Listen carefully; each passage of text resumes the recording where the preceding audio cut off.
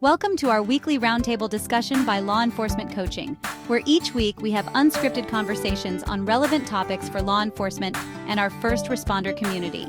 This week, in honor of Breast Cancer Awareness, we are joined by breast cancer survivors, retired Detective Kim Anderson, Navy Master Chief Carol Ortiz, and retired Department of Corrections Training Manager Dani Ortiz. We appreciate you tuning in and hope you find some useful insights and information from these discussions. Awesome. Thank you guys for all being here. Thank you to those that are tuning in. We have a very special episode this time because we are kicking off October, which is Breast Cancer Awareness Month. And so we have some powerhouse people here that we want to get into some conversation, have them share their stories, and hopefully provide our audience with some tangible takeaways that you can use to either prevent or get through, survive, knowing you're not alone when it comes to breast cancer and cancer in general. So before we get into all of that, I will have everybody introduce themselves. Everybody should know Chris and I, we are the founders of Law Enforcement Coaching. And I'm going to have Kim, you start, and then we'll come to Dani and Carol. Okay, great. My name is Kim Anderson. Thanks for having me on, Tami and Chris. And I am a retired police officer from the Seattle Police Department. I live in Arizona now. I worked with the Seattle Police Department for 27 years and moved to Arizona in 2021 after surviving all the crazy 2020 COVID and all the riots in Seattle. And I'm happy to be living out my retired lady of leisure life here in Arizona. And I'm also a breast cancer survivor. I was diagnosed at 36 with stage 3B breast cancer when I was, like I said, 36 years old. And so I am a 16-year survivor, and it's been a long haul, and I have so much I can share about the topic. Thank you for being here. And then Dani or Carol, which one? I don't know which one you want to have go first. Okay, I am Carol Ortiz, and currently we live in the state of Washington, kind of flip-flop from you, Kim. Okay. And I retired from the state of Arizona from the Department of Corrections as a deputy warden of the prison system. At the same time, I was doing reserves for the U.S. Navy. And when I did retire, I decided I could pick up active duty time. So currently on active duty orders for the last 6 years. And I'm a Master Chief in the U.S. Navy as a Master at Arms, which is military police. And I also am a breast cancer survivor, stage 3. I was diagnosed in December of 2019 and went through all my treatment during COVID in 2020. However, I've never had COVID, so there's a trade-off there. So there's that. So I will be hitting my 5-year mark in May, and my percentage rate of survival will go up at that point. So looking forward to that. I'm Dani Ortiz, and I am a retired Arizona Department of Corrections training manager. I did 25 years in the business. I'm currently a contractor for Axon, so I kind of travel all over teaching law enforcement taser and body-worn camera products. And I am here because I survived this journey with my wife. And so there's a lot of positive and a lot of things. So I think that from a spouse perspective, there's some things that I could share, especially on this topic. Awesome. Thank you. And I'm going to circle back to Chris and myself because we also recently, Chris, do you want to talk a little bit about Amanda? Yeah, so she was going to be here, but she actually had a doctor's appointment. So I'll let you speak on her behalf. You just did. No, she was going to be on here as a spouse of an officer, and what she went through, and it's scary. You know, for me last year, right around this time, she called me and broke the news to me, and she was in tears. And you know, as you know, yes, we're divorced, but we still have a great relationship. We still co-parent. And Tami and Amanda will go out to dinner and go hang out as well. I mean, that's kind of how we live our lives. So when she told me about that, like, I didn't know what to do. I didn't know how to offer comfort. I didn't know, I don't want to give advice because I haven't been there. I haven't done that. So for somebody like me, what do you guys suggest? How can somebody offer support in that aspect? And we'll probably get into that here in a little bit, but Tami, I'll throw it over to you. Yeah. And yes, so we're going to come from the support side. I don't have immediate breast cancer story in my life besides Amanda, which was the most recent. But my dad had prostate cancer when I was 11. He was diagnosed with stage 4. They gave him 6 months to live, and then he fought. And long story short, he lived in complete remission for 7 years with a 0 PSA count. And then the cancer came back. So I have the first row seat to the family side of dealing with cancer. And though we are going to focus on breast cancer for the most part, because we are talking to law enforcement, I want to kind of hit, just that mentality. How do you support? How do you show up? How does it affect you knowing, hey, your body's kind of, I don't know, how did you feel when you found out that you had cancer? Kim, I'll throw it to you. Yeah, I was gonna say.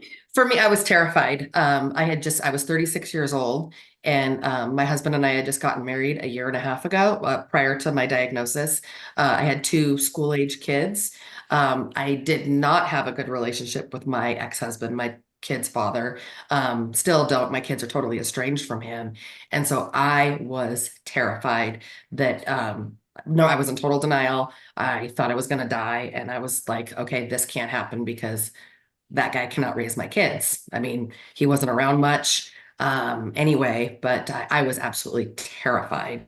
And then worrying about, you work so hard to become a police officer, and then how is this going to impact, this was in 2008. I was scared for no reason in terms of the police department. They were fantastic. Cops know how to rally in a crisis. And, it really took a village. My entire unit, they gave me a private office. They put a recliner in there, and decorated it all pink. It was amazing. And I didn't have a lot of sick time because I was a single mom and with 2 little kids. And my son was a very sickly kid, in and out of the hospital with all kinds of random things. And so I was always had a really low balance of sick time being a single parent, because of all of his issues. And the department put out a notice for people to donate sick time to me. And within 2 hours, I had like 2,000 hours of sick time donated to me that they couldn't even, the city policy was only up to 500 hours of sick time. So then the poor HR gals had to try to figure out how to give all the time back and split it up and whatnot. And so everybody was amazing and super supportive. My husband was, amazing as well. I was totally terrified. I felt like a burden because, as a single mom, I was like, you've already taken on, as a stepdad to help me raise these kids and to marry me, and then your wife gets sick. I had to have a mastectomy, so losing a breast was at 36 years old was very traumatic for me. Of course, I went through chemo and radiation, so I lost all my hair.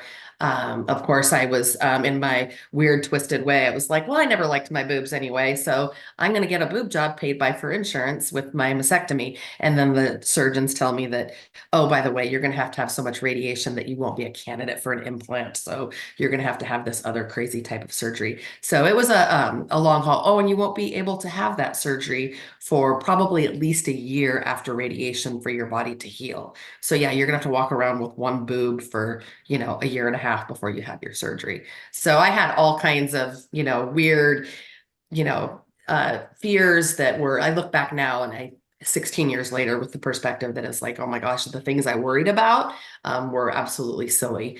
But those are the crazy things that go through your head. But I was super fortunate that the department at the time was amazing and super supportive.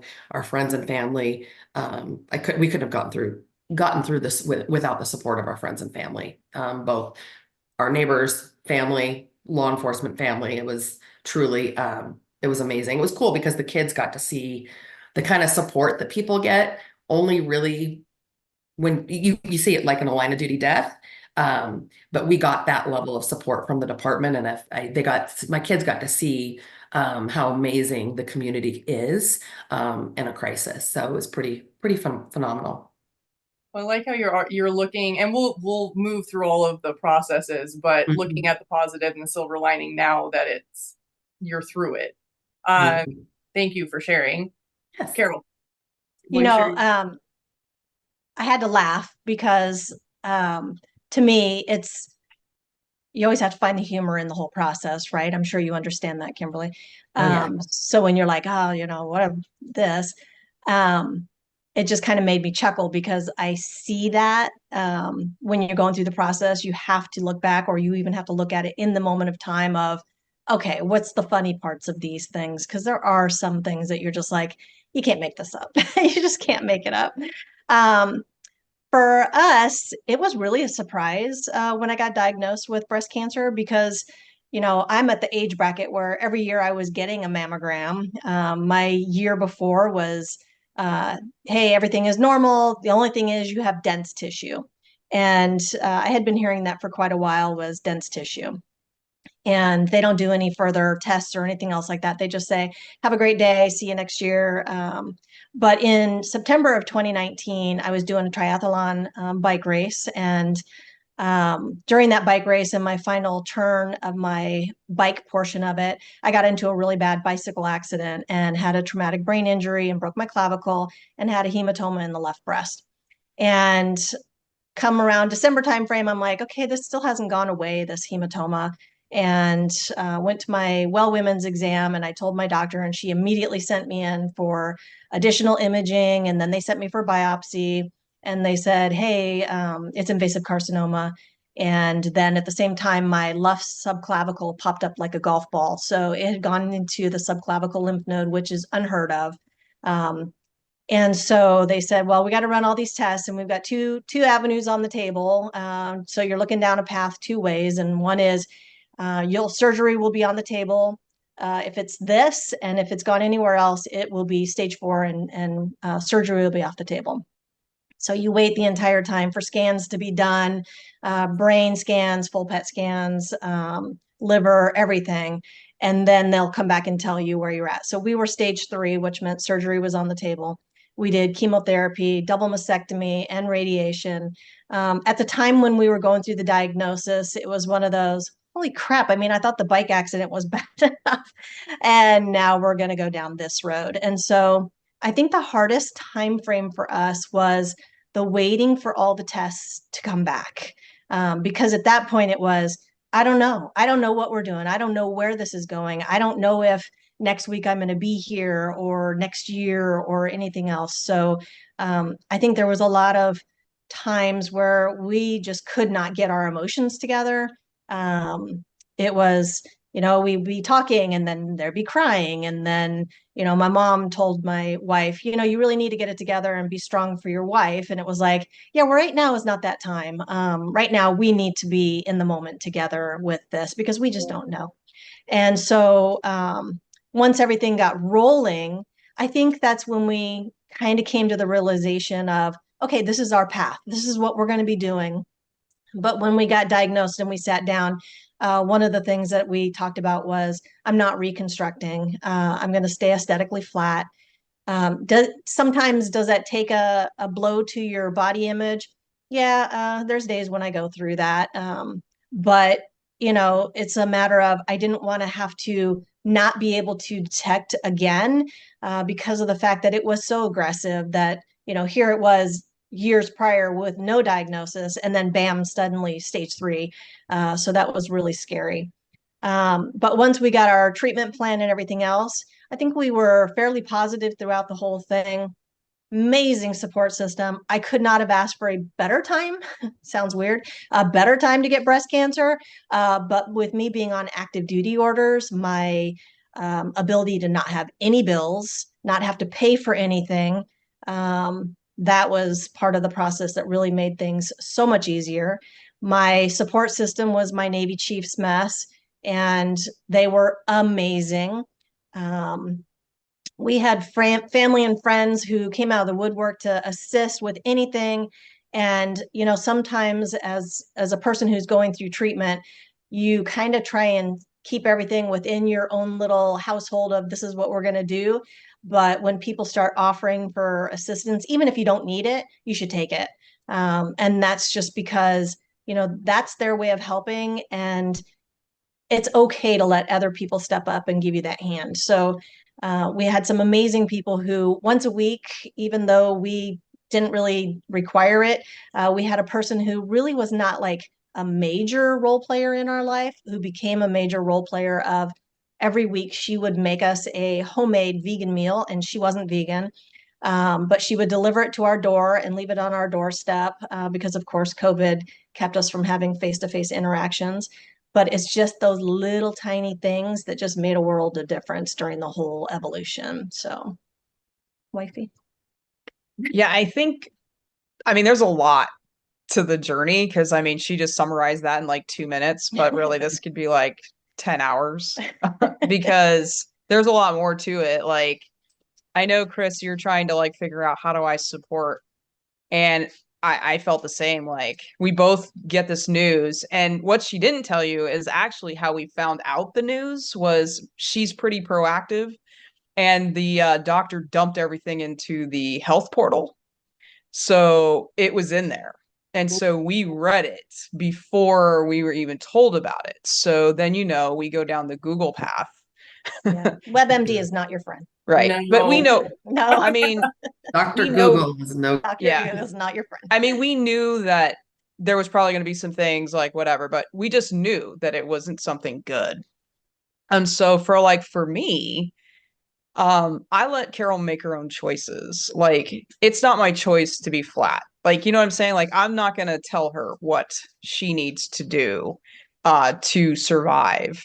And it doesn't bother me. So it's like it's not a thing. So like it didn't matter what choices she made. I was just going to support anything that she decided to do. My hope was that she was just going to make the choice that was going to be the one that would set us on a really good path. Meaning, like, there's this, they break it down, like the statistics, like if you do this, you have this much of a chance of reoccurrence. If you do this, or if you don't do the surgery, your reoccurrence rate's 60%. If you do this surgery, it's like 80%. If you do all of these things, it's like a really high 90% chance. So all I left it up to her to do was go, okay, which one do you want to live with? And so that's just kind of how I supported her. And yeah, it was a mess for like 2 weeks. It was Christmas time and we hadn't told the kids and all that kind of stuff. And we were kind of just processing all that information ourselves. Her mom knew, but it was like the one thing that I appreciated about her was that even though I was sad and worried about like what our future could look like, she was still strong in the moment. And I think just us strong in the moment together, being weak, being vulnerable, but also strong, knowing that we had some clear, clear direction of how we're going to go. Because I think that's the biggest thing is like having a lot of details about your situation.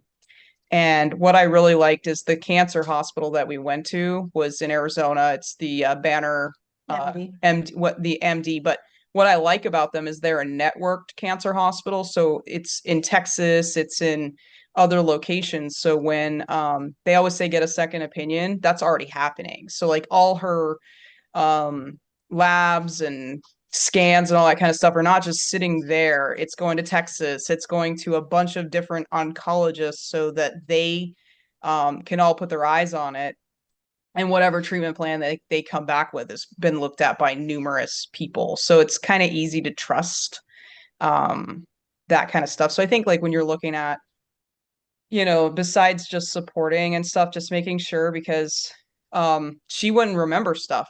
Like I was there to listen and take a notepad and write everything down because then you're trying to process all this information. So we would sit down and I'd recap the details with her or, like kind of talk about, just some things that they said. And that's kind of important as the person that's on the outside to support somebody on the inside is that you're another set of ears to catch some things and just to have those hard conversations sometimes. Like, I have conversations with her all the time about, like, are you sure you want to stay flat? Or I just made sure that mentally and emotionally she was going to be okay with the decision that she's making because it wasn't about me.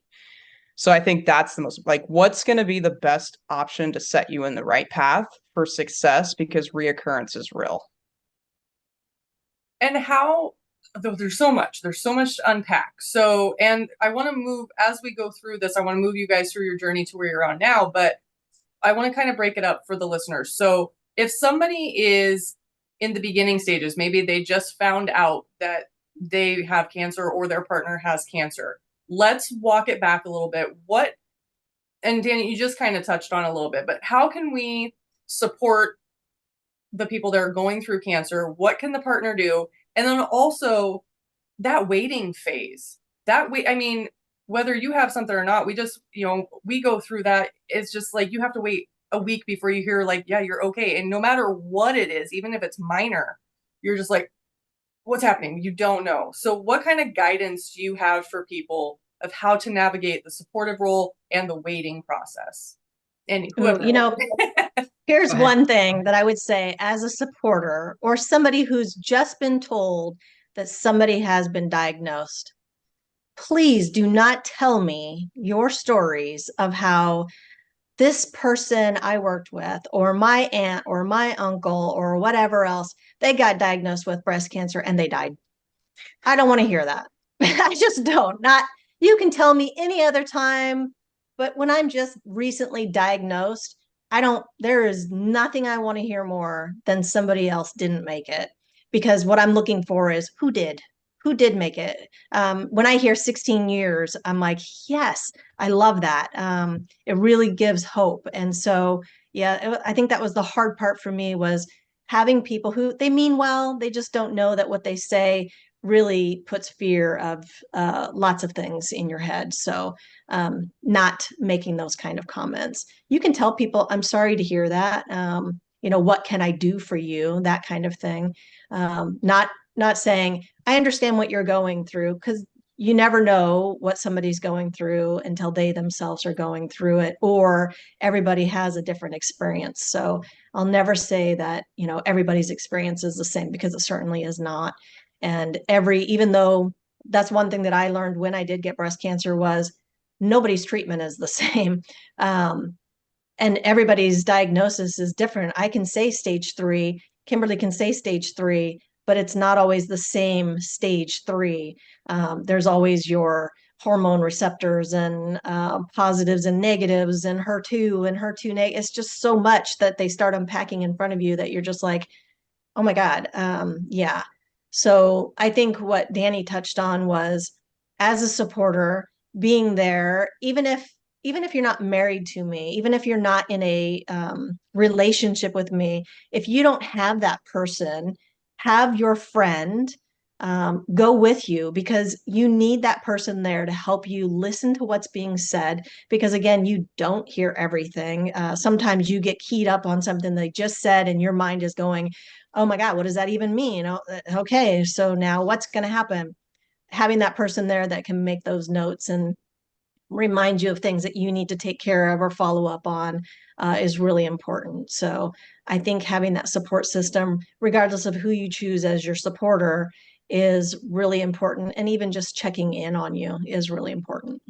Well, and I want to piggyback off of what you said earlier about, allowing people that are trying to help to allow just to receive, sit back, because we get our pride, our ego, our privacy, all of that can block it. Or some people, we have people that can't even receive a compliment without like, let alone actual help in a vulnerable time. But we need to understand, like, in first responder, like, everybody is of service. We want to help, but there's others that are sitting out there. We've had all of these different crises across the country, and there's people that are sitting there looking like, I need to be able to do something. So if it is bringing a meal or something, that helps them feel better so that they can help you, and being able and receiving the help. I think that's a really important part of that. Yeah. Well, I'll tell you, this person knew we were like, no, we no. We're strong. We don't need your help. We're good. She said, I don't care what you say. I don't. She's like, I'm going to show up every Tuesday regardless. And I'll just leave it here. If it rots on the porch, it will.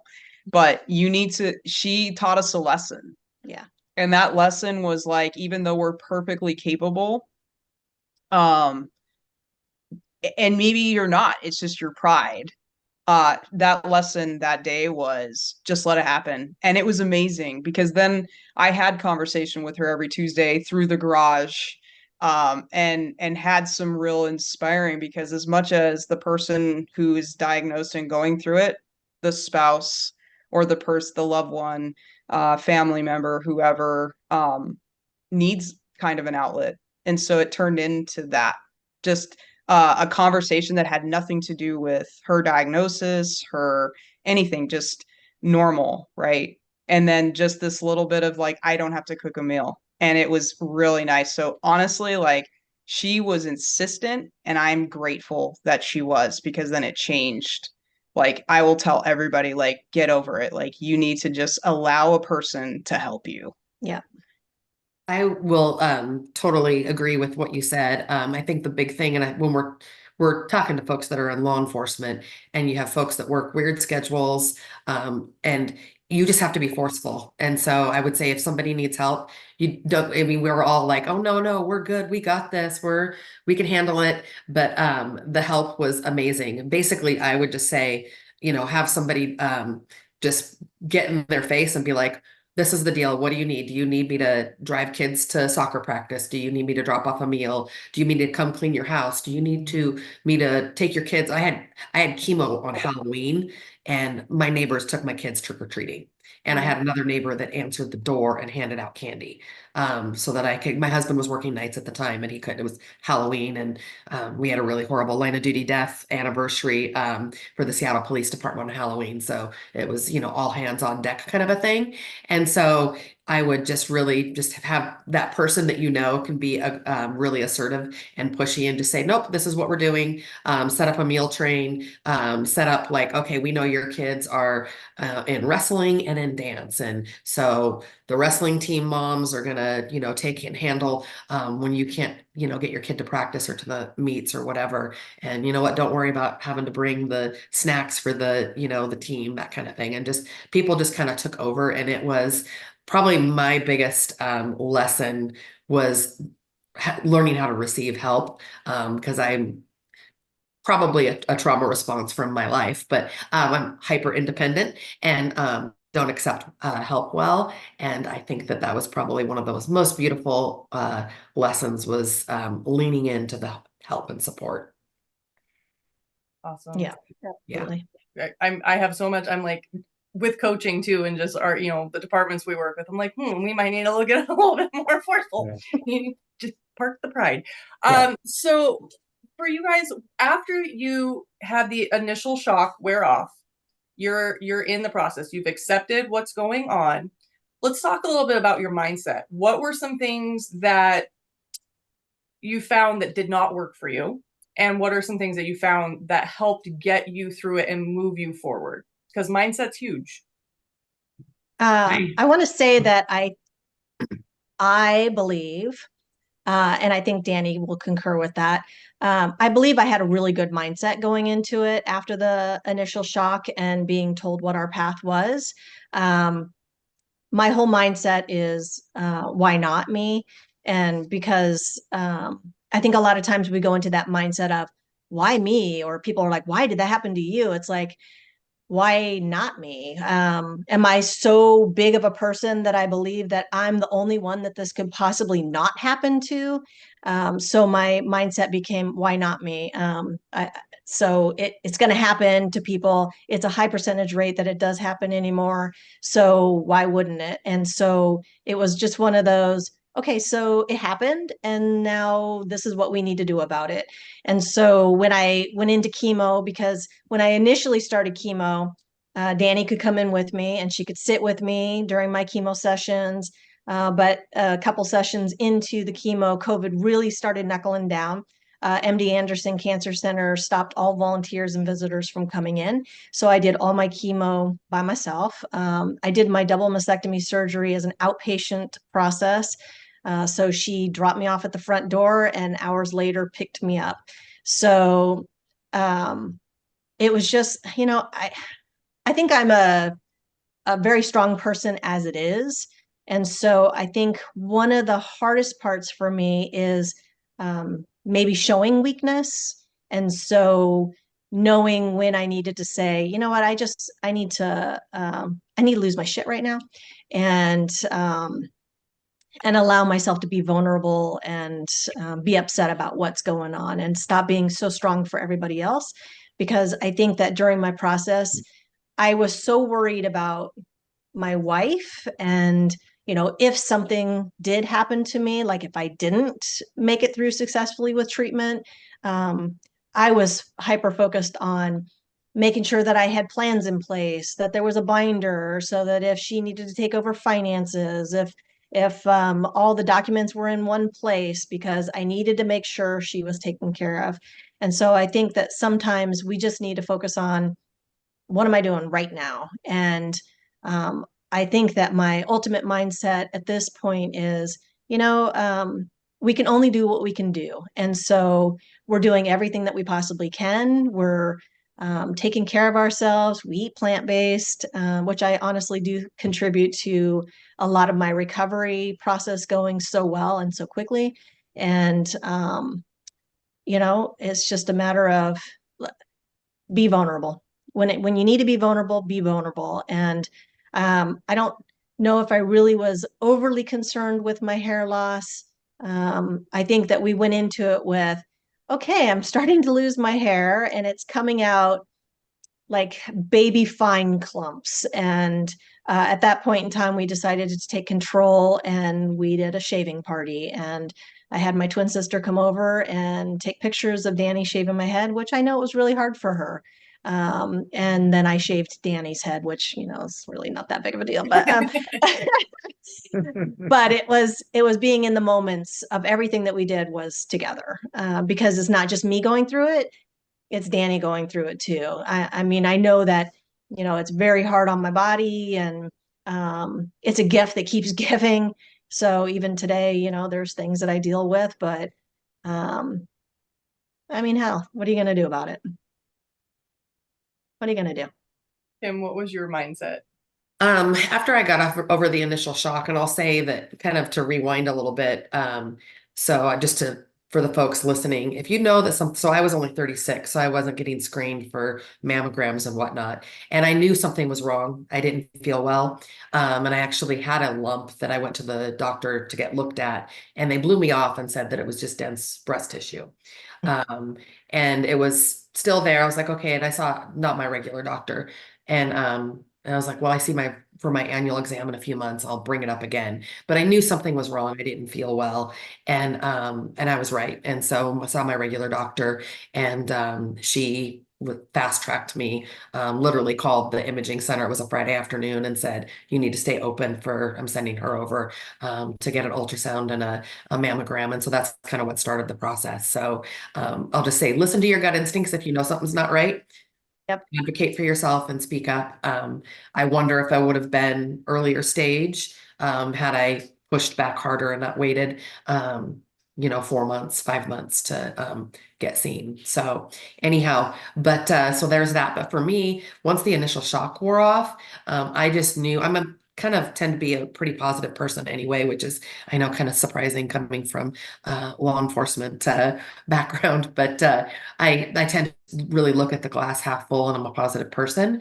And so I just decided, like, every day I woke up every day, and I would find 3 things to say out loud that I was grateful for. And it was kind of before. This was back in 2008. I didn't know anything about, like, a gratitude practice. It's kind of like a thing now in wellness circles, but I had no idea really that that was a thing. And so I would just find, even if it was something completely silly, but I would make myself say out loud 3 things that I was grateful for. And I would focus on those 3 things.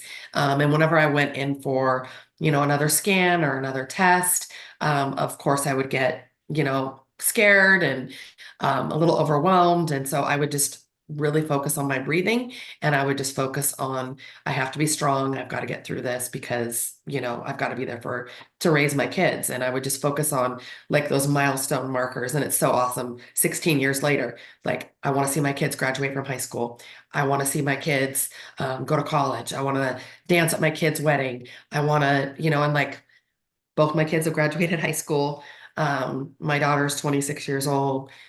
She's living here in Arizona. She's a licensed esthetician. My son's in the Army. I've got 2 grandbabies that I just got back yesterday from visiting. So I've hit those milestones, and I still continue to like focus on, like, I'm so grateful that, I've hit those milestones in my life. And so I just keep adding more to it, and so, my daughter's not married, doesn't have babies yet. And I survived 27 years on the police department. I made it to retirement, 53 years old now. And so, I just turned 53, and everybody's like, oh my gosh, that's so old. I'm like, you know what? Every day, Every day. woke up breathing, it's a good day. And I truly mean that and truly believe that. And so that was what really, I will say that mindset, I didn't get any coaching on that or anything around that. That was just kind of who I was. And I am so thankful that I was able to, you know, just kind of have that naturally come to me, because I do think that has made a huge impact on my survivorship and the ability to not just survive, but to really thrive. Yeah, and I love that. The positive mindset, we have to be very mindful of the words that we say, the story that we create, but also shifting what the doctors will tell us. And it sounds like you guys had great doctors. Doctors can sometimes, and not even the doctors, but anybody that's coming into the room as a medical authority figure, they need to be aware of just how vulnerable people are, because the words, like, I know when my dad, he had one nurse came in and was just basically very negative, and it messed him up because he'd been doing all of this mindset work, right?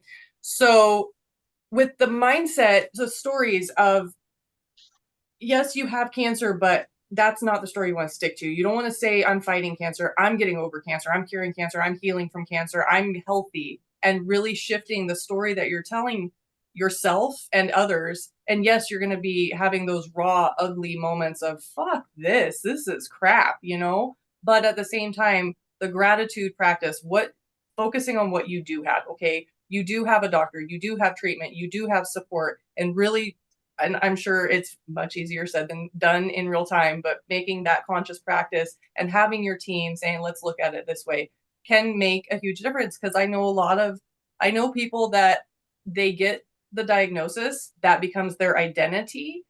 They get attention, they like that, and now all of a sudden they have it, they get over it, they have it again, and it's there's some psychological part to it. So you don't want to identify with that. You want to identify with being past it and through it and healthy. Chris, did you want to chime in? You've been quiet, or we can keep moving into the next. Oh, I'm just listening. No, I think, from like Carol, you talk about the mindset, Kim, same thing. It's the mindset. You guys don't want to hear about all these people that have passed away from it, right? Because that's going to affect your mindset. Because there's just as many cases where people did survive this, and we're looking at 2 of them right now. So if you focus on, those that have survived, that mindset starts to shift, and now you're telling your subconscious, because Tami and I are both clinical hypnotherapists and we work with the subconscious. It's so important to start to program that no, you will survive this. And there are cases that support this, because if you focus too much on that negative side, you're going to shift to that negative end, and chances are you may not survive it, because it's all up in here. Now, granted, yes, you're still going to have to do all the medical things that help to bring you back to where you need to be. But even like the commercials today, and we were talking about this, Tami and I, if you watch TV and you watch commercials, what do we see a lot of? I notice prescription drug medication commercials, and I notice cancer commercials, and that's all I see. And what is happening when we watch these things? Subconsciously, it's embedding in us that at some point we're going to develop some kind of disease, because we're watching these commercials all the time. So Tami and I, we make a conscious effort. Anytime there's a commercial on, we put it on mute, because we don't even want to hear it. We don't want it to be embedded in our subconscious, right? And even the medication out there, take this medication and it'll help you with this, but here are the side effects. And sometimes the side effects are worse than what you're trying to cure, right? So we have to be careful. So I love that you guys really focus on the mindset and really focus on that positive side of things, and not just tailspin into that negativity, because it can be really easy, I would imagine, to do that, especially when you don't know what's happening. And then once you get diagnosed, Now, Dani, you mentioned earlier that one person that came and brought you guys stuff, even though you guys didn't really want to deal with it, but that was kind of like your way of venting and talking. How did you maintain that balance throughout this whole process? Because you're supporting Carol, but what are you doing to support yourself to help you? So I think, and I was just gonna say, like, because the mindset, Carol was so positive and we just stayed positive. But I think I used to tell her this. I'd say, I wouldn't know that you were sick at all. The only reason I know is because you lost your hair and we had surgery, and physically you were tired sometimes. But like I would have never known in theory, because she made it, and I felt I didn't want to minimize because I knew that what she was going through was a lot. But she just made it easy. Like she just powered through it. Like I don't think I could. I don't think I'm that strong. Like it just all the things I heard about cancer, or all the things I heard about chemotherapy, because my mother also had colon cancer stage 4, and she was really sick when she went through all her treatments and stuff. So like I thought that I was going to be dealing with that same thing. And in fact, I think we psyched ourselves up a little bit, because the first night we came home from chemo, like I was like, "Are you gonna be sick?" I'm like, I think we just worked ourselves up that she got sick, and it wasn't even really like she was sick, but I think it was just psychological. So, um, I think I'm a pretty factual person. I think a lot of folks in law enforcement are pretty fact-based, straight to the point, need the data kind of stuff, and I'm really analytical. So I read a lot about like not the statistics of like survival, but I read a lot about like what she was going to be going through. And what I can say is that I think that with science, you went through in 2008, Kim, and we're a lot further along Oh, today. I'll tell you a story about that in a minute. Yeah, like medicine, and even like I lost a friend to breast cancer that was close to me in law enforcement, and I sometimes we would sit and talk about her, like if this clinical trial or this study or the medicine that she got was available to her, would she have lived? Like because we're like every day there's just something, a breakthrough. And I think for folks that get diagnosed now, I think their chances are so much better because of that. And I think that what Carol went through, I mean, I can't personally say internally, but from what I saw, it was comforting because I knew that what was happening was working, and the things that they had now were working and very successful. She had a very quick response biologically to the treatment, like immediate. So I mean, that helped me, but don't get me wrong. I'm a big baby. So, especially because I love her, like it's important to me. And trust me, I have to hold back tears right now to talk about, when she was making those plans in that folder. I didn't know what I was going to do. It was just, it's tough. So, sorry. Oh, But I've ended up getting teared up on almost every single round table we've done because everybody's sharing so much. So we're just par for course for this. I'm on you here. Yeah. So, I mean, for me, it's like, that would be losing everything. So I didn't want that. But the other side is we have such a healthy relationship. And I think that's hard for some people because a lot of folks in law enforcement, it is kind of a rare occurrence where you see people have a very healthy relationship with each other. And I think that in itself, being able to openly share every emotion without holding back, was the balance. And I think that's where her mom was confused, because she's like, we need to get it together. I'm like, I am. We are. Well, she's like, you don't want to burden her. I'm like, I've already asked her. I openly asked her if I was burdening her with my emotions, and she said no. So it was like I already asked for permission from her to share, vice versa. So I mean, even though I wasn't like openly sharing with other people except that gal, like every now and then we would conversate. She'd want to know like how Carol's doing, just And we talk about it for, we kind of set a limit. Like we talk about this for for 5-10 minutes, and then we just moved on to something else. And what I liked about this person is she wasn't law enforcement. So we weren't talking about work. We were talking about other things. Like she was really into sewing, and she did a lot of and we worked out at the gym together. That's how we met her. So I got to talk about things that had nothing to do with things I ever talked about before. And that was helpful. Like it just was like, I'm not having to talk about work, and I'm not having to talk about this. It's just a conversation that feels really good with a genuine person who really cares about us, who actually is a stranger in reality. I work out at the gym with her. I mean, we don't do anything else besides that, other than just she felt connected.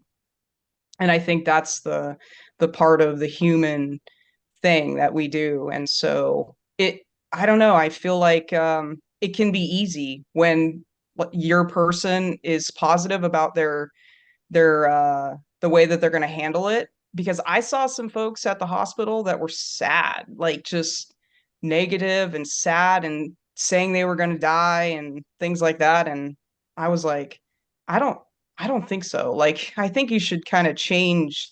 Here's the other experience. Every volunteer at the hospital had their own story. They didn't hire volunteers unless they were a survivor. That was awesome. Because every single person standing there in front of you is a survivor and has their own survival story.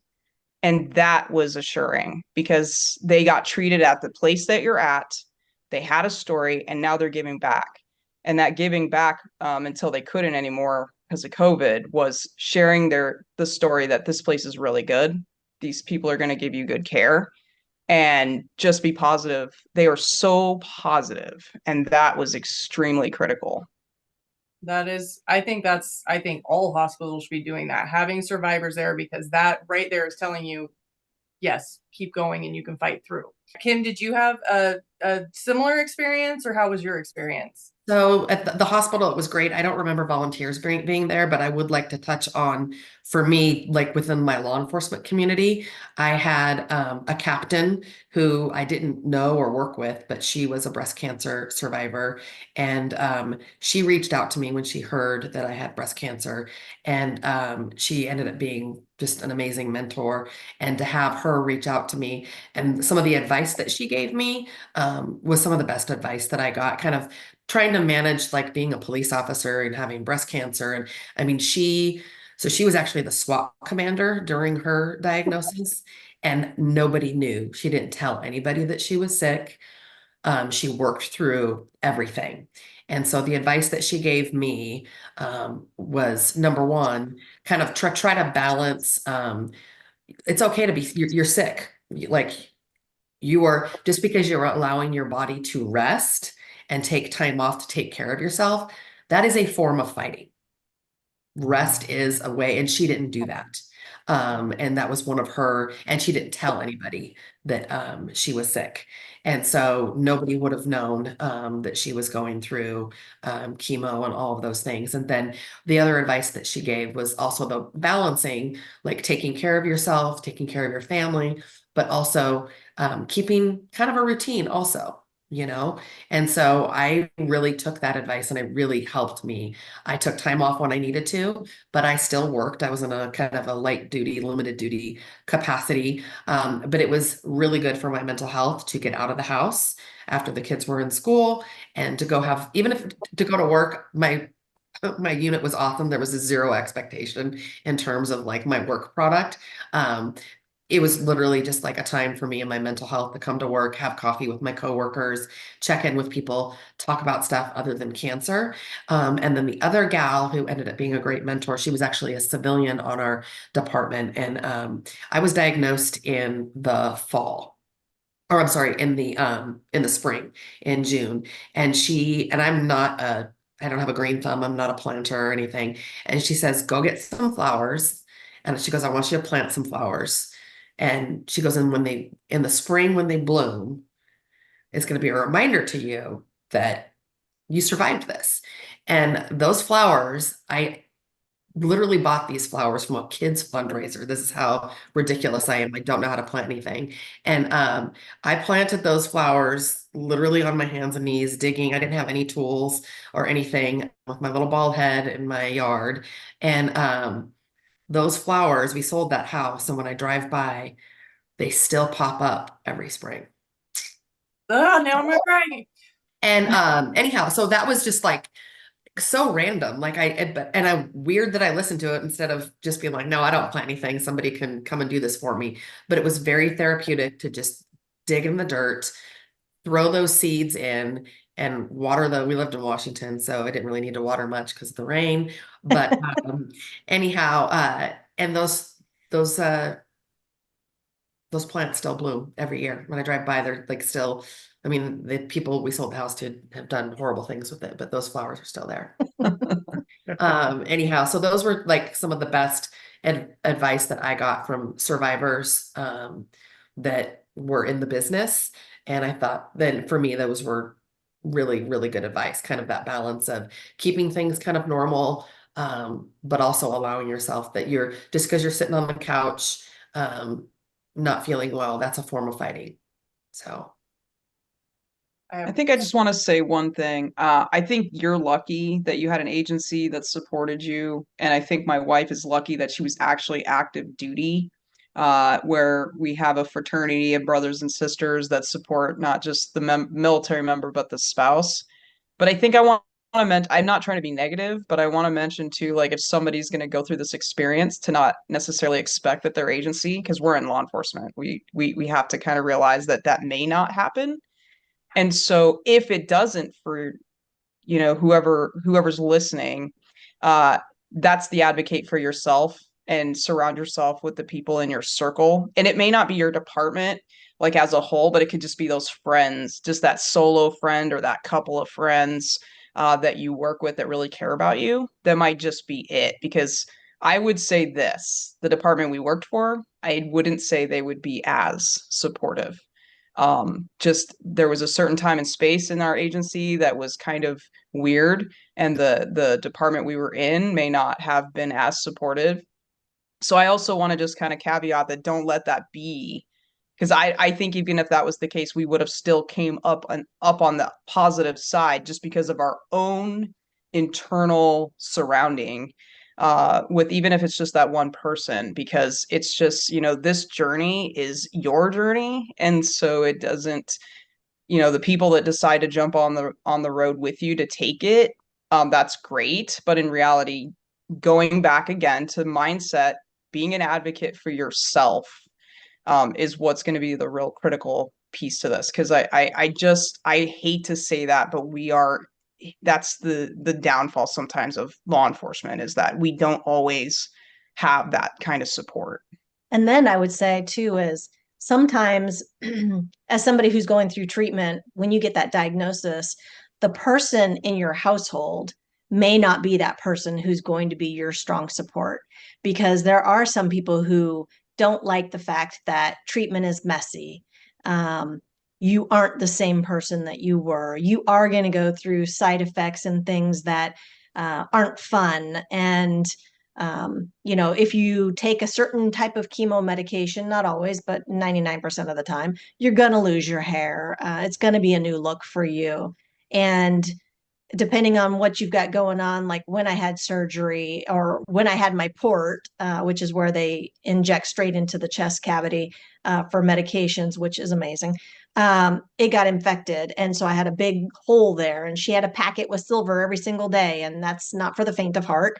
I certainly didn't want to do it to myself, and she was my doctor. So it was awesome. But, there are a lot of instances where people start treatment and their spouses bail.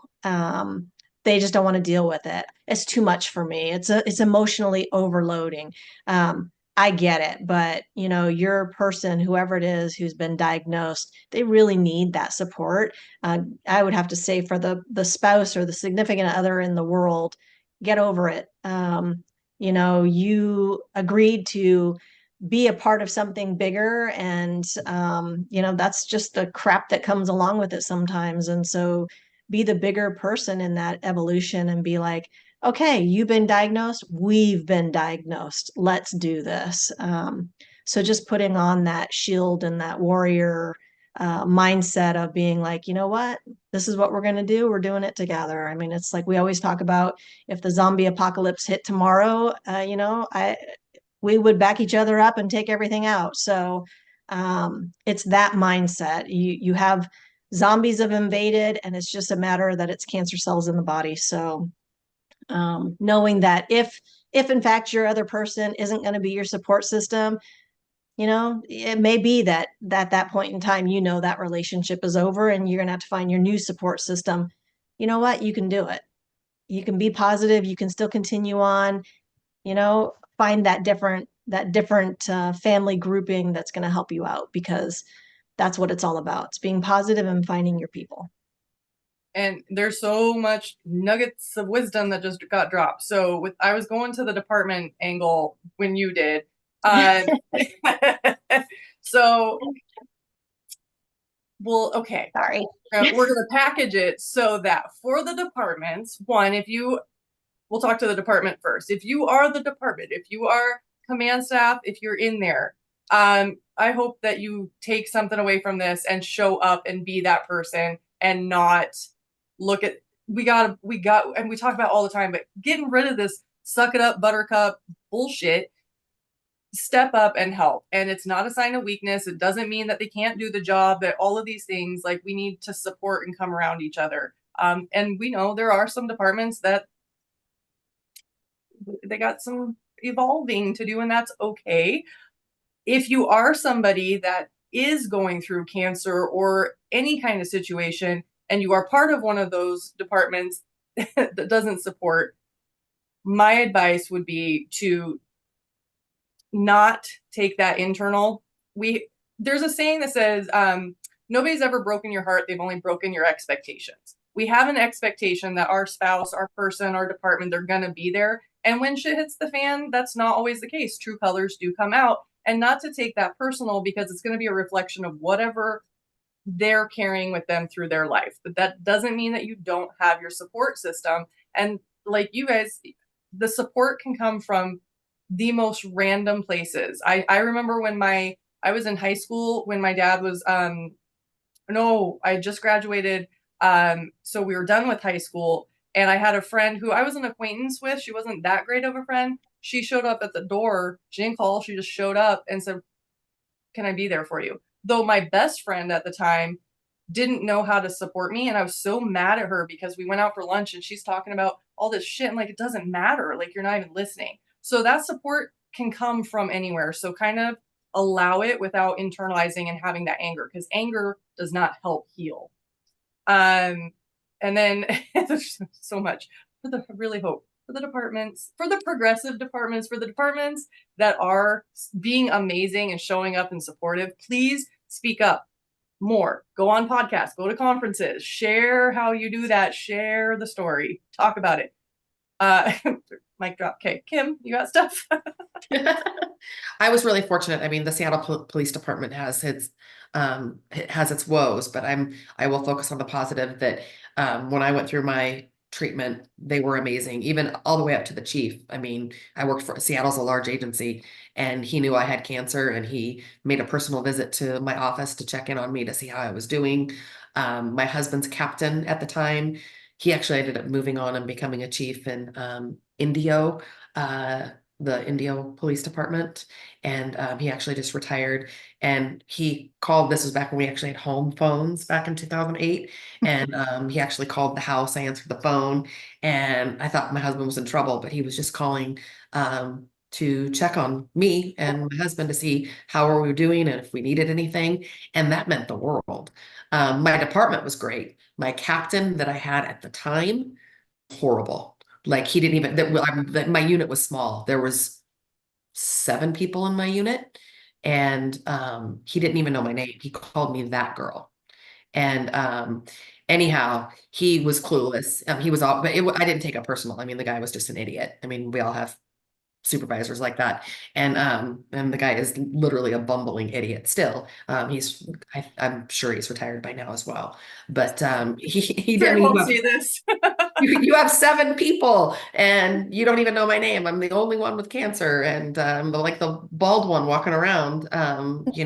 Anyhow, it was but my unit was amazing. The support they gave, from our police union to our HR department, like all levels. So that, I mean, it's not just the immediate people you work with. I mean, there's logistics to work out in terms of, your medical leave with your HR folks. And I was fortunate that our HR folks were very well versed in all of the benefits and all the paperwork, all the jumps that I needed to jump through. I will say they were even so great. I mean, it's hard. I mean, being a female law enforcement, and now I've had a mastectomy, and now you've got gear issues, with the ballistic vest. And they outfitted me with a specific supplier on my ballistic vest for, women that have had breast cancer. And so I mean, they were phenomenal. I mean, bigger agencies have more resources and more money, and I understand that. Smaller agencies may not have that, but I was really, really blessed, fortunate, so grateful for the experience that I had. It really helped. Really, I'm not thankful that I got cancer, but it really like pivoted my career. I ended up changing after 2 years after diagnosis. The chief said, we're starting a wellness, like peer support thing, and we want somebody. This was back in 2011. And we want somebody full-time, and we think you should be that person. I had no experience in critical incident stress management, peer support, or anything. And it completely pivoted my career into really what was my niche and my passion.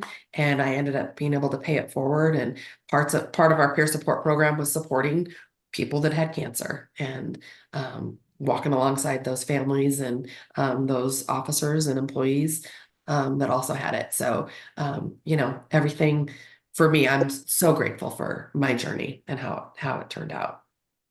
Well, I teach often that our pain is part of our purpose. Like if we didn't go through these harder times, we wouldn't be able to show or help others. I mean, Chris and I, we've had our shit that we've gone through. That's why we do coaching. It's not because we just were like, oh, I want to be a coach. It's like, oh, life's hard.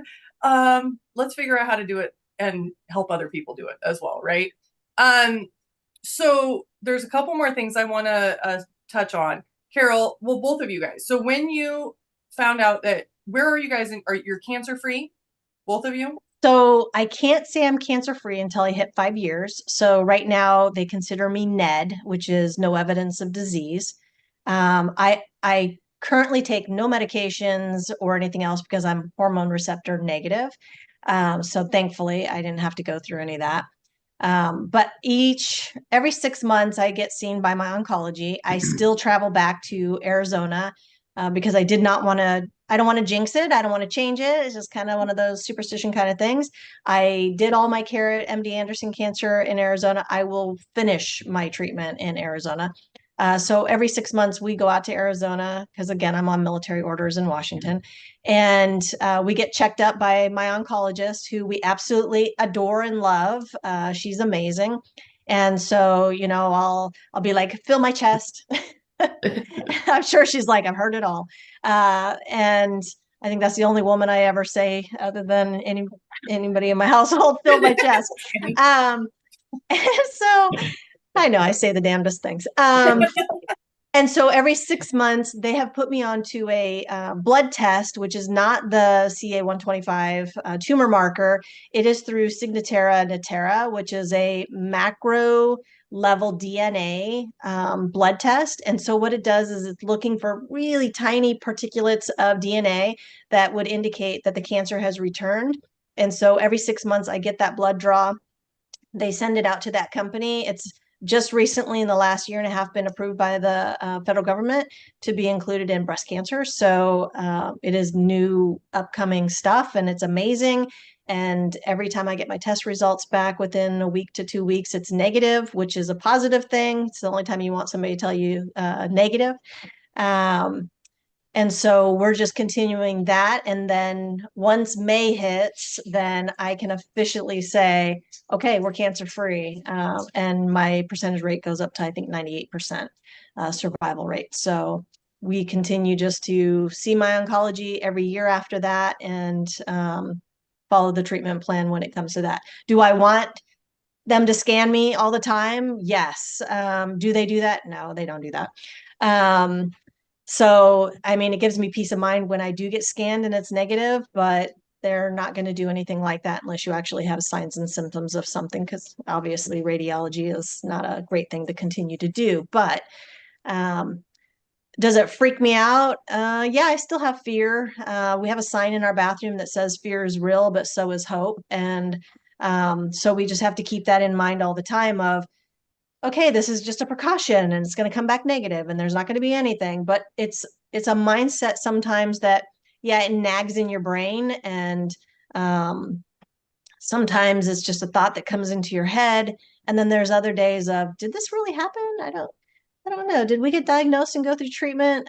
Because most days are just easy days, other than dealing with, again, residual stuff from scar tissue. And, you've got nerves that have been damaged from being cut so far across the chest. And, I got all my hair back, but it came back a different color. And so, it's one of those, oh, damn, it was never this dark. And I tattooed my whole chest, and so I have something pretty to look at, and so that kind of gives me a little bit ease of mind as well. Went topless in Hawaii and took pictures.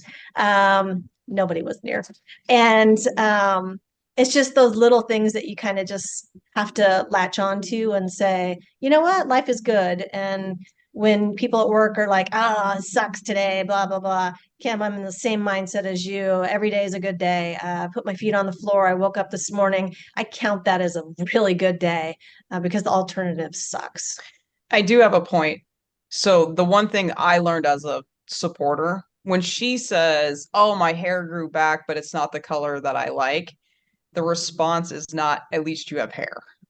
That's the one thing that Thank you for saying that. Thank you. I will say that because it's like, I truly know she's struggling with the vanity piece as much as it's not a vain thing but it is. It's a struggle internal to the person who has to live with the consequences of that. And so that's the learning. It's just sit back and listen. That's it. There's nothing to be said about it. It's not well, at least you're alive. Well, at least you're, like the steps you took are, it's just she's saying it out loud, or he's saying it out loud, just because that's just something they're feeling. And as the person on the other side, you just acknowledge that. That's all. Yeah. And the one thing that I hate hearing people say, of which I didn't opt, but my sisters, I ended up getting diagnosed BRCA1 after all was said and done because my identical twin got tested. And so it brought forth that all of my sisters were BRCA1 and they went through preventative measures. But the one thing that I hate to hear is people say, well, you get a free boob job out of this. Well, hate to tell you, but a free boob job is not one and done when it comes to having breast cancer. It doesn't come out as a perfect job. The results are not always what you expected them to be. And so that was one of the reasons why I didn't go through it. I'm sure, Kim, you went through diap-flap process or lattice surgery, which that's a lot. So knowing what all of those things encompass and knowing what could happen or the things that you're going to have to go through or what your limitations are really important as a person who's going through treatment, knowing, not just taking that from maybe a doctor or somebody else saying, well, we can do this for you, but knowing all the facts that go with it as well, because I don't think that they don't have time to tell you everything. And so sometimes being your own advocate is really important, and knowing those avenues and the information out there. So definitely being in tune with your body is extremely important. So remember back in the day when they probably still do it now, when it used to be save the tatas, or like those, and before she had this, I was like, yeah, save the tatas. Like I wore the bracelet. I had that. And now I don't feel that way. Like, I actually find it to be like, I wish we would stop. Like, I know women feel feminine, like it's a feminine thing to have breasts and that's how they identify. I can't say that I'm not the same, but my thought process is like, those things try to kill my wife. Mm. And so like, I wish we'd stop like exploiting, like, maybe that's just me, maybe that's just how I feel, but I feel bad about that now. Like, I feel like, wow, those were really not that important. Like, we should stop making that such an important thing to say.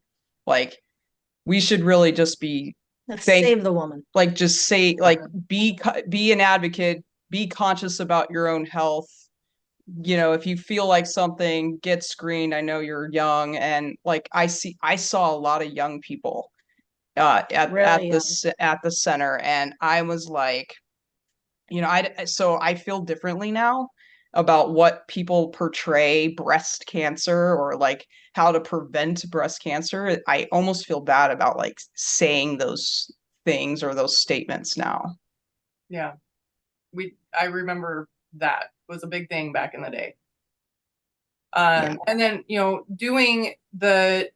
so to talk about Amanda a little bit and her journey. So she had lost her mom to breast cancer. So, and she had the markers in her family. She'd been getting tested, Chris, you can correct me, but twice a year for the last couple of years. Is that right?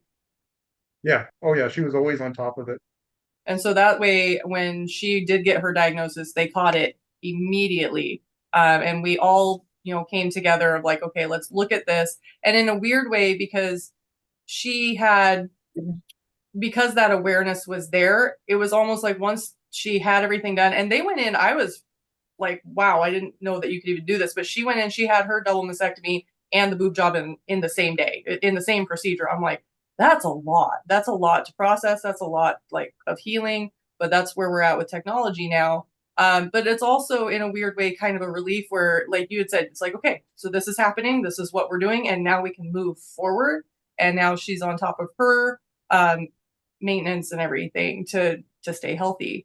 Kim, where are you? You're 16 years. You're cancer free.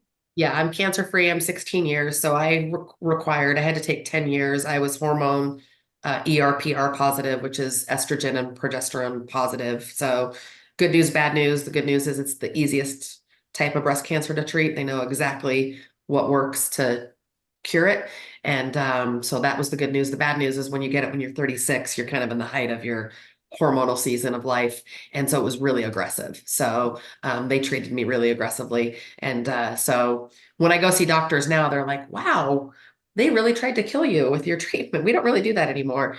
The science has changed. And so anyhow, it's so great to hear like about this DNA blood test that you're having when you see your visits. So I don't even see an oncologist anymore. I've thought about getting one. Maybe I should get your person here in Arizona, but when I left Washington to move here, I saw my oncologist once a year. I had 10 years of medication that I had to take after. So I had a mastectomy, chemo, and radiation, and then some crazy reconstructive surgery that now I probably wouldn't do it. Like everything that I know now, I probably would have opted to completely be flat as well. So the surgeries, the recoveries, trying to get things lined up because they wouldn't do a double mastectomy for whatever reason. And so anyhow, so yeah, lopsided symmetry issues, it's stupid.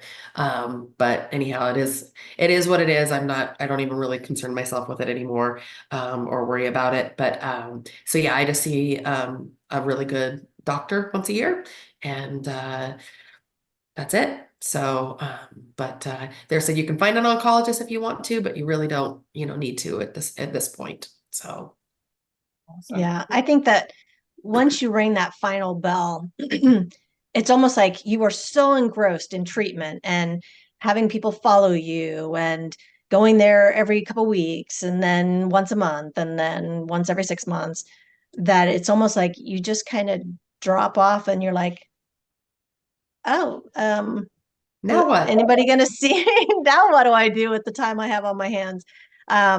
So it's almost like you're without a safety net anymore. And so it was a little bit scary coming off of that immense treatment and process to, oh, you don't want to see me? Okay. Well, yikes, honey. What it's just like, well, yeah.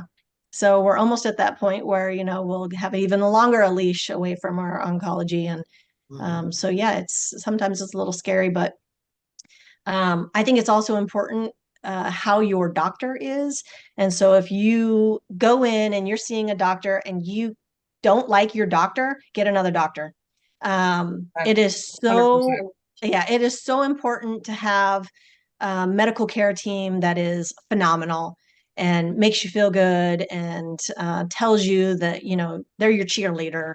That they're seeing, whatever response or, maybe if they're not getting the way that they want it to go, being honest with you. I will tell you that when I did opt to go aesthetically flat, I did have a male doctor, and I think I wanted to punch him in the face, told me that I would suffer from mental illness by not reconstructing, and that I needed to think about my spouse when making my decision.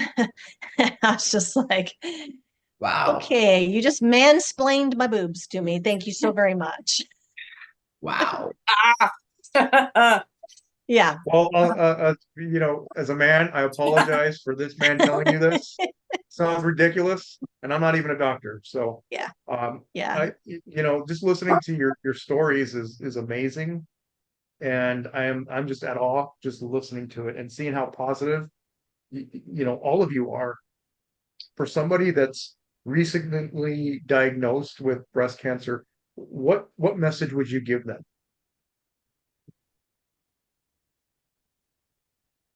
Sorry, I have a dog in my face. I think that the one big thing is don't lose sight of, don't start thinking there is no future.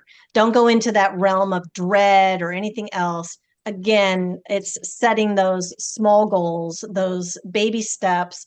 You have to think about, okay, first let's get through this. So my first step was let's get through chemotherapy.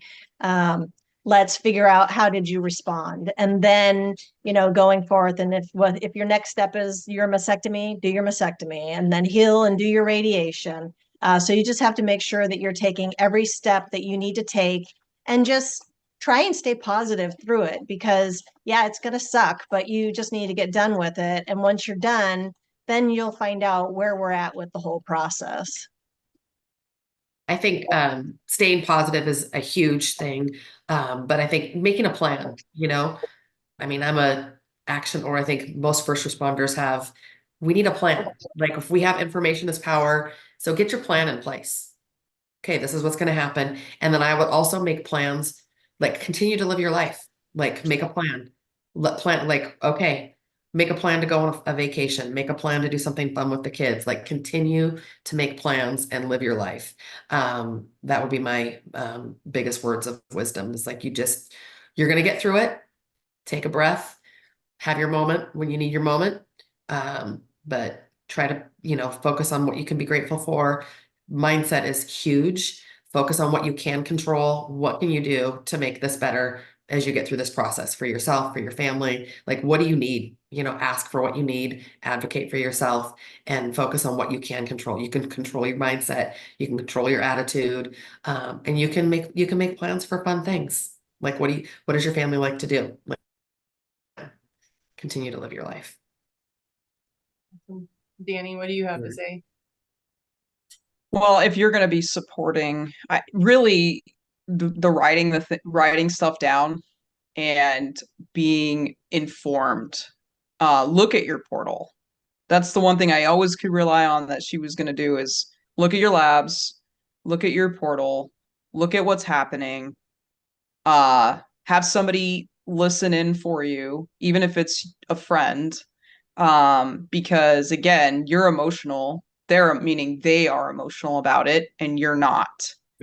And that was what I had to check myself, because it's like, am I going to be emotional, or am I going to be the factual person? Because she's emotional. So I have to be the factual I have to take the facts in and not have an emotional response to it right now.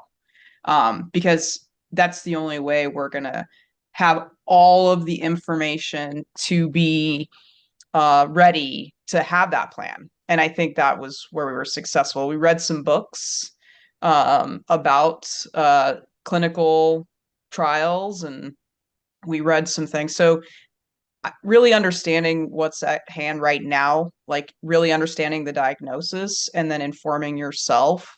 And then one of the things that we just did a lot is some hobby stuff. It was COVID for us. And we were grateful to get to telework, which is unheard of in our business. But because I was in the training department, I was able to do online, we did a lot of video training. So we did stuff just to stay busy. Like she took a nap when she needed to, but then I also encouraged her to be active. Like we walked, we Don't stop exercising. Yep. If behavior change is like this isn't the time, like you're not gonna just all of a sudden switch into this mode of being healthy, but it's a good opportunity to start thinking about like what feeds cancer, or besides the positive mindset. But we were already plant-based, so I mean that just kind of like enhanced the way that we did things. But it's a good opportunity to really like start really looking internally about how can I really make myself healthy. But again, listen to the science. I mean, listen to the experts, But ask questions. yeah, ask a lot of questions for sure. But that's how I supported. Like that's just how I kind of supported inward. And again, just listen. And you guys know this is a coaching thing, so it's just the listen without the speaking unless you have permission to. And I am grateful that I was already good at that.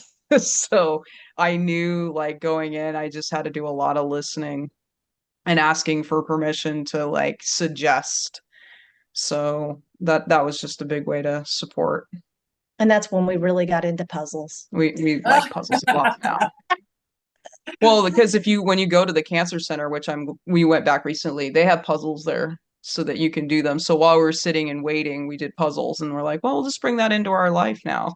Just do puzzles at home. It's mindless stuff. Yeah. No, I commend all of you. I think it's amazing. I want to wrap it up for everybody's time. But my last little 2 cents would be to surround yourself with survivors, with people, the positive people, the mindset, the ones, reach out. If you are somebody that maybe you're not in a department that's supportive, or you don't have a good support system, reach out. You can reach out to our company. We'll put you in touch with anybody and everybody that you could possibly need. Like, you are not alone in your journey. If you're a supporter, you're also not alone, and it's okay to talk about it.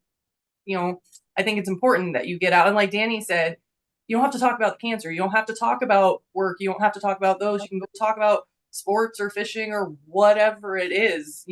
There's a tree out there. Let's spend an hour talking about a stupid tree, because that's something different. So, Chris, do you have anything you want to? No, I just want to thank you guys for being here and sharing. And I know, this has been a very powerful hour and a half.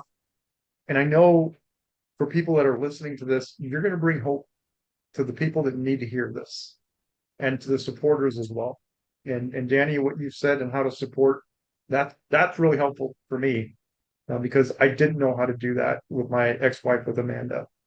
I kind of went into cop mode, and when she told me, and she's crying, I'm like, well, you knew this was coming. You knew this was going to happen.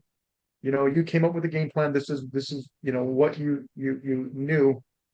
And we put that game plan into play.